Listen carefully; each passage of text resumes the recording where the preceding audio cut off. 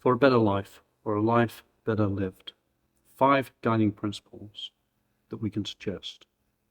The first one is that feelings are not entitlements.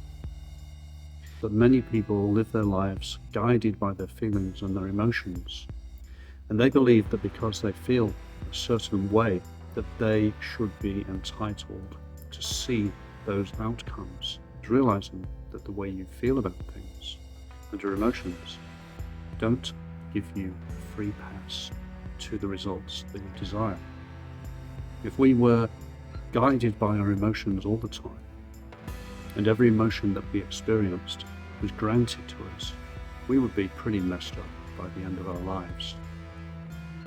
Now, it's true that you can want things very deeply, but that's not the same as getting things because you adopted the correct strategies and you had the right rationales for wanting those things.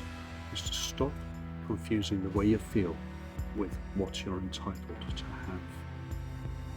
The second thing I'd like to share with you is that your agenda is not a permit. Projects that you've designed for yourself, they are not automatically granted to you.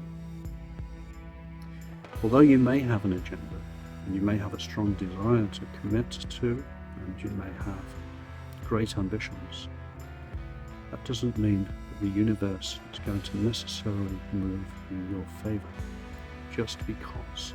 The universe may work in your favor if you pursue your agenda without an expectation of entitlement. People who feel that they're entitled to certain things don't hang on in there. They don't have the staying power.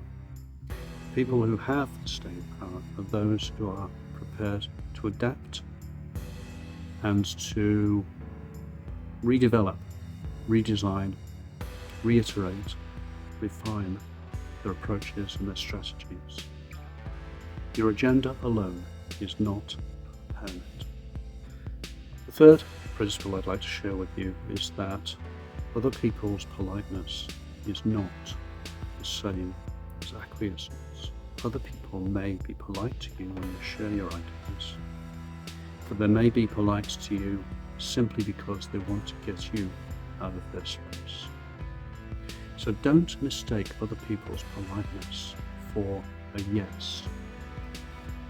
If you call somebody on the phone to sell them something and they are polite to you, it just means that they're marking time while they decide how not to buy.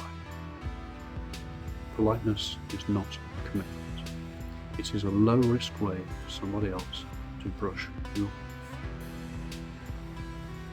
The fourth principle I'd like to share with you is that neediness is repellent. The problem with being needy is that it places a lot of burden on another person, and the other person now feels that somehow they have to support you or provide you with something in your hour of need. Now, I'm not saying that there aren't circumstances when you can be needy, but these should be rare and unusual, not the norm. If you come across as needy, you are rapidly going to become an irritant.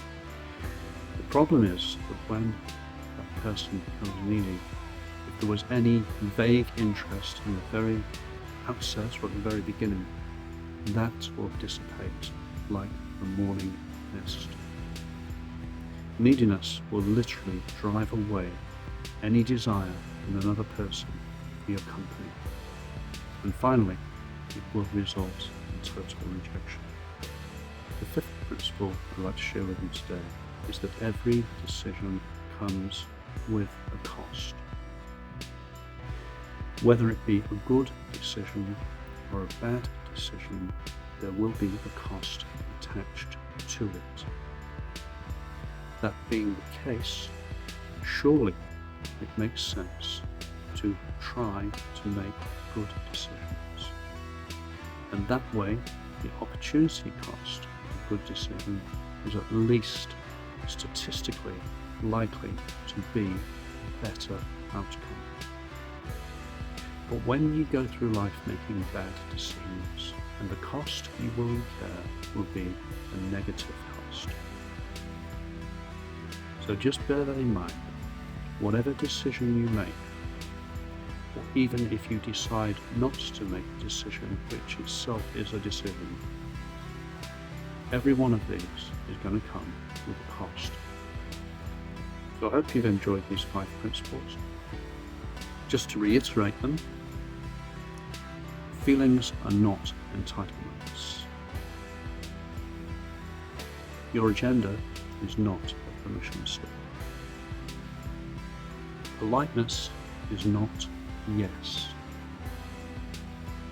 Neediness is repellent. And every decision comes with an equal opposite cost. In the meantime, whatever it is you dare to do or dream, begin it now.